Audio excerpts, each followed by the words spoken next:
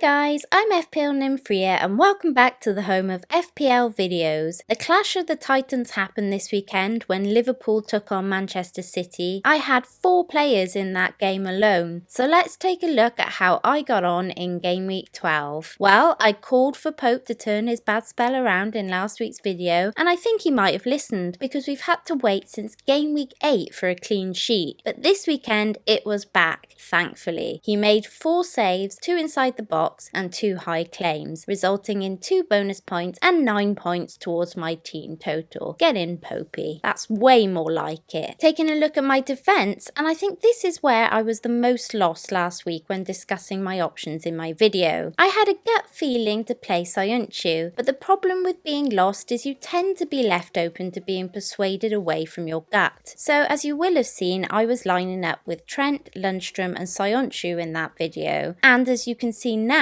I stuck with Trent and Lundstrom, neither of which returned any more than 2 points. That wasn't from lack of trying though. Lundstrom had 4 shots off target and hit the woodwork, and Trent had 2 key passes and made 6 crosses. However, I did get a bit swayed when it came to Sayunchu and Rico. I kept strong on Sayunchu all the way until an hour before the deadline, and unfortunately I caved just before it, meaning I got Rico's 1 point as opposed to Sayunchu's 8 points. I think this reminds me that if you are genuinely lost, then help and advice is always welcomed, as you wouldn't have known what to do anyway. But sometimes it's worth following that gut pick, even if it does go a little against the grain. That way, you can only be angry with yourself. Moving on to my midfield, and whilst it looked like a heavy-hitting midfield this week, like most weeks, it was a bit of a daft puff. Little nod to my pop-in pod days just there. I'm a little sick at looking at my midfield each week and seeing its lack of returns. This is mostly down to the fact that Sterling and KDB seem to have dropped off of the cliff entirely. It was game week 6 when KDB last scored a goal, and while Sterling returned a goal in game week 10, it's been game week once since we've seen him score anything more than 1 goal in a game. Currently they are not worth the cash, but more about that in my preview section in just a moment. Moving on, and I added 2 more M's to my team this week, as I did Cantwell and Aguero to Muse and Mane. So I have triple M's in midfield now and Muse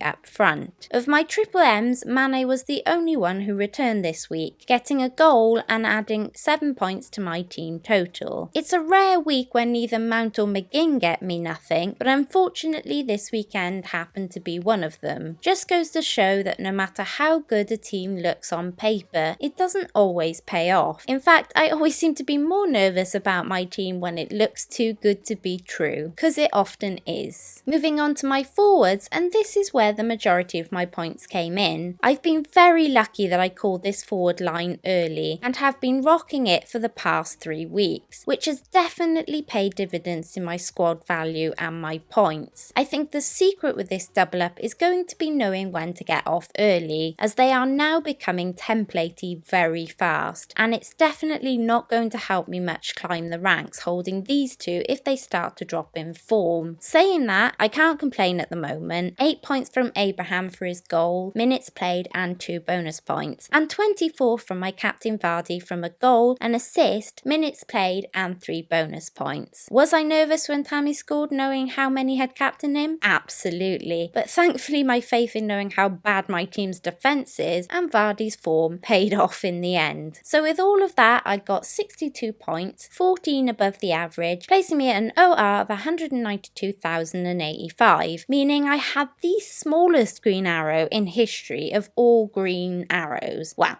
Probably not, it's a bit dramatic, but we all love a green arrow going into the international break, and I'll definitely take the 270 place rise no matter how small it is. I'll still continue to kick myself over that Sayunchu benching though. Alas, what could have been. No point dwelling on that for too long though. I'll take some time now over the international break to think on my game week 13 team. This is how I am currently lined up. a big headache in defence again. I'm also very aware that Mings has to go, but I only have one transfer unfortunately. I'm 0.1 off Tamori, so I think maybe Williams for that spot, but that would be for his attacking returns rather than for his defensive ones. Saying that, having Mings is at least leaving that defensive spot out of an already benching headache confusion, so I'm not sure if it might be worth keeping hold. Just a shame I don't really have the transfers or somebody cheaper who plays to move him on to really. I'm also now very aware that, as discussed earlier, that my Man City boys are becoming a big problem. They are not worth the cost wrapped up in them currently, and the urge to sell for Salah or Martial or both is very strong with me right now. I'm really feeling it in my gut, and I have been saying this season I need to follow my gut. I would like one of Rashford or Martial going forward, but I can only see that happening via losing one of Sterling or KDB. Here's the problem: fear factor. Right now, both of these players are highly owned, meaning if they do something and we don't have them, it's going to hurt. But at what point do we call it a day? If the transfers become really trendy and the City boys start to drop, I may see that as my opportunity to get off. However, the thing about City is they will bounce back. In a way, it may have been better for Sterling to have got a yellow card this week so that we all could have sold on confidently knowing he will miss his next match, instead of not knowing if Pep will rotate him given his international duties. What a headache. And as always, let me know what you guys think in the comments below. Any help is always appreciated. Oh, and just to let you know, the FPL Wildcats are currently recruiting. It's not a paid role, unfortunately, but we'd like to open the channel up a bit more to the community and widen our team of creators. So if you stream or make videos or can help us with Discord, that'd be a big one, and social media, then please do get in touch. It'd be great to hear from you. Moving on to the trending transfers this week and heading into the international break, let's take a look at how things could develop ahead of Game Week 13. In terms of the goalkeepers, the trendiest transfer in this week so far is Schmeichel. The Leicester man has been brought in by over 67,000 managers already. He is closely followed by Ramsdale and Edison, who are both picking up pace with over 40,000 plus purchases. Regarding who is making way for these goalkeepers, the trendiest goalkeeper out this week is Edison, with over 129,000 sales, I suspect owing to his injury and the form of City's defence right now. The injured Henderson of Sheffield United is the next most transferred out, with over 23,000 sales. In defence, Van Dijk and Peters are fighting it out to be the trendiest defenders out this week, with both amassing 30,000+ sales. Alonso is close behind them though, with over 27,000 managers trading in the Chelsea man. Concerning the defenders in this week, and by a country mile, Soyuncu is leading the pack with 112,000+ managers flooding to the Leicester defender. Lundstram is the next most transferred in behind him, with over 65,000 purchases already. In midfield, there's a slow pace of transfers out this week. Maybe FPL managers are waiting out the international break before committing on selling their big ticket players, meaning Mount and Sterling are the trendiest sales out so far this week, and that's a small amount, with Mount having 82,000 sales and Sterling 69,000 sales. However, like all the other categories, Leicester are dominating the sales in this week. Maddison has been snapped up by over 135,000+ managers already. Pulisic is the next best, with 86,000+ of you placing your faith in the Chelsea midfielder. Up front, it's not surprising to see for the third week running that Jamie Vardy is topping the trendiest transfer list with over 224,000+ purchases already at the start of this international break. Abraham is the next highest, but nowhere near, with 73,000+ purchases in comparison. And much like last week, there's also a theme in the transfers out this week, with over 145,000+ managers finally clearing out Pookie and 60,000+ of you selling on Aubameyang and Aguero. And that's it, you guys. Enjoy the international break. Thanks for watching. Please feel free to check out my sponsors fantasyfootballfix.com, and please don't forget to like, subscribe and hit that notification bell. Until next time, Nymfria out.